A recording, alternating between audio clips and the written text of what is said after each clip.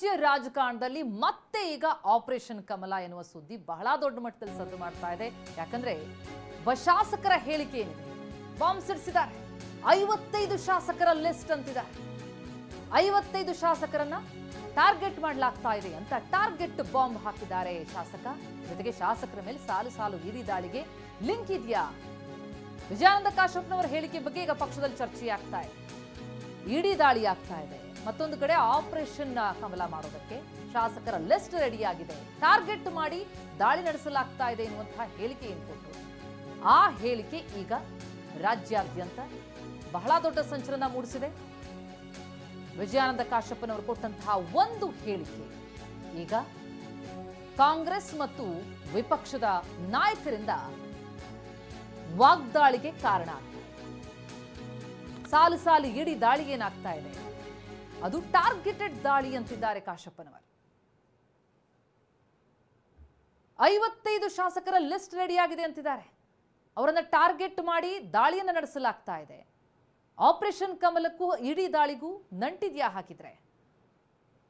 ವಿಜಯಾನಂದ ಕಾಶ್ಯಪ್ನವರು ಕೊಟ್ಟಂತಹ ಒಂದು ಹೇಳಿಕೆ ಬಗ್ಗೆ ಈಗ ಪಕ್ಷದಲ್ಲೂ ಚರ್ಚೆಯಾಗ್ತಾ ಇದೆ, ವಿಪಕ್ಷದಲ್ಲೂ ಬಹಳ ಚರ್ಚೆ.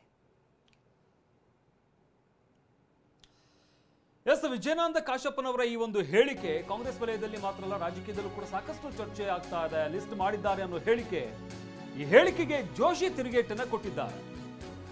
ಇಡಿ ಲಿಸ್ಟ್ ನಲ್ಲಿ ಬರಬೇಕಾದ್ರೆ ಅವರೇನಾದ್ರೂ ಮಾಡಿದ್ದಾರಾ? ಸರಿ ಇರೋರು ತಲೆ ಕೆಡಿಸ್ಕೊಳ್ಳುವಂತ ಅವಶ್ಯಕತೆ ಇಲ್ಲ. 55 ಶಾಸಕರು ಅಂತ ಹೇಳಿ ಡೈವರ್ಟ್ ಮಾಡುವಂತ ಕೆಲಸ ಮಾಡ್ತಾ ಇದ್ದಾರೆ. ಹುಬ್ಬಳ್ಳಿಯಲ್ಲಿ ಕೇಂದ್ರ ಸಚಿವ ಪ್ರಹ್ಲಾದ್ ಜೋಶಿ ಹೇಳಿಕೆ ನೀಡಿದ್ದಾರೆ. ಈಗ ನೋಡ್ತಿದ್ದೀರಿ, ಇಡಿ ದಾಳಿ, CBI ದಾಳಿ ಇವೆಲ್ಲ ಯಾಕೆ ಆಗ್ತಾ ಇದ್ದಾವೆ? ಇದು ಹೆದರಿಕೆ, ನಮ್ಮ ಶಾಸಕರಿಗೆ ಎದುರಿಸೋದು. ನೀವು BJPಗೆ ಬರಲಿಲ್ಲ ಅಂದ್ರೆ ನಾವು ನಿಮ್ಮನ್ನು ಇಡಿ ದಾಳಿ ಮಾಡ್ತೀವಿ, CBI ದಾಳಿ ಮಾಡ್ತೀವಿ, ಇದು ಎಲ್ಲ ಶಾಸಕರಿಗೂ ಭಯ ಇದೆ. ನಾನು ಹಿಡ್ಕೊಂಡೇ ಇದೆ. ಆದ್ರೆ ನನಗೇನು ಬೇಕಾದ್ರೆ ಕಿತ್ಕೊಳ್ಳೋರು, IDR ಮಾಡಲಿ, IBR ಮಾಡಲಿ, ನಾನು ಅದಕ್ಕೆ ಸಜ್ಜದೀನಿ. ಮಾಡೇ ಮಾಡ್ತಾರೆ ಅವರು. ಈ ಎಲ್ಲರಿಗೂ ಹೆದರಿಕೆ.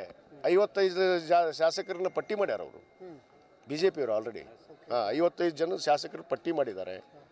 ಅವ್ರಿಗೆ CBI ಹೆದರಿಕೆ ಹಾಕೋದು.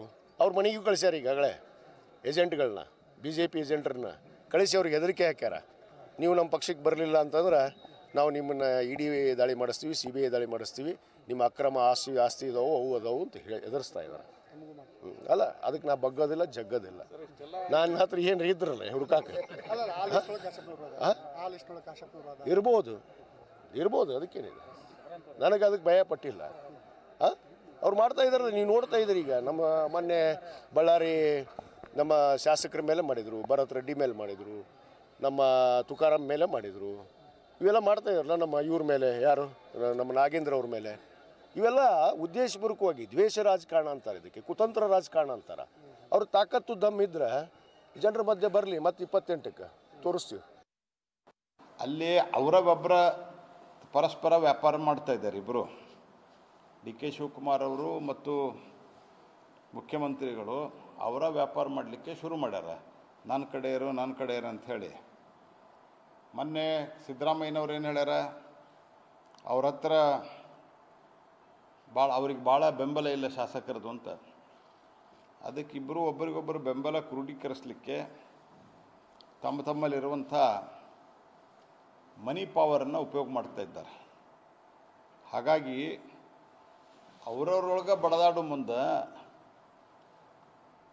ಅಲ್ಲಿ ವ್ಯಾಪಾರ ಆಗಲಿಕ್ಕೆ ಮತ್ತು ಏನು ಕೊಳ್ಳುವವರು ಇದ್ದಾರಲ್ಲ, ಕೊಳ್ಳುವವರಿಬ್ಬರು ಭಾಳ ಬಲಾಢ್ಯರಿದ್ದಾರೆ. ನಮಗೆ ಎಂಟ್ರಿ ಆಗಲಿಕ್ಕೆ ಅಲ್ಲಿ ಚಾನ್ಸು ಇಲ್ಲ, ನಾವು ಮಾಡೋದೂ ಇಲ್ಲ. ಯಾಕಂದ್ರೆ ಅದು ಮಾಡಿದ್ರೆ ಜನತೆಗೆ ಏನು ಮ್ಯಾಂಡೇಟ್ ಅದ, ಆ ಮ್ಯಾಂಡೇಟ್ ವಿರುದ್ಧ ನಾವು ಹೋಗೋದಿಲ್ಲ ಅನ್ನೋದು ನಾನು ಸ್ಪಷ್ಟಪಡಿಸಿನಿ. ನಮ್ಮ ಪಾರ್ಟಿ ಅಧಿಕೃತ ನಿಲುವಿದೆ. ಅವ್ರು 5 ವರ್ಷ ಆಡಳಿತವನ್ನು ಪೂರ್ತಿಗೊಳಿಸ್ಬೇಕು. ಆದರೆ ಅವರು ತಮಗೆ ಪೂರ್ತಿಗೊಳಿಸ್ಲಿಕ್ಕೆ ಆಗ್ತಾ ಇಲ್ಲ. ಒಬ್ರಿಗೊಬ್ಬರು ಬಡದಾಡ್ತಾ ಇದ್ದಾರೆ, ಒಬ್ರಿಗೊಬ್ಬರು ಕಾದಾಡ್ತಾ ಇದ್ದಾರೆ. ಯಾಕೆ ಅವರು ಏನಾರು ಮಾಡ್ಯಾರ ಅಂತಾನೆ ಇಡಿ ಲಿಸ್ಟ್ನಾಗ ಅವ್ರು ಬರ್ಬೇಕಂದ್ರೆ, ಮತ್ತು ಇಡಿ ಒಳಗೆ ಯಾರು ಬರ್ತಾರಂದ್ರೆ, ಯಾರು ಏನಾರೇ ಗದ್ದಲ ಮಾಡಿರ್ತಾರಲ್ಲ, ಲಫಡ ಮಾಡಿರ್ತಾರಲ್ಲ, ಅವ್ರು ಬರ್ತಾರೆ. ಉಳಿದವ್ರು ಯಾರು ಬರೋಲ್ಲ. ಹೀಗಾಗಿ ಅವರು ಯಾರೇನು ತಲೆ ಕೆಡಿಸ್ಕೊಳ್ಳೋಂಥ ಅಗತ್ಯತೆ ಇಲ್ಲ. ಯಾರು ಸರಿ ಇರ್ತಾರೋ ಅವ್ರಿಗೆ ಯಾವುದೂ ತೊಂದರೆ ಆಗಿಲ್ಲ. ಹಾಗಾಗಿ ಎರಡನೇದ್ದು 55 ಮಂದಿ ಅಂತ ಹೇಳೋದು ಇದು ಡೈವರ್ಟ್ ಮಾಡೋ ತಂತ್ರ ಇದೆ.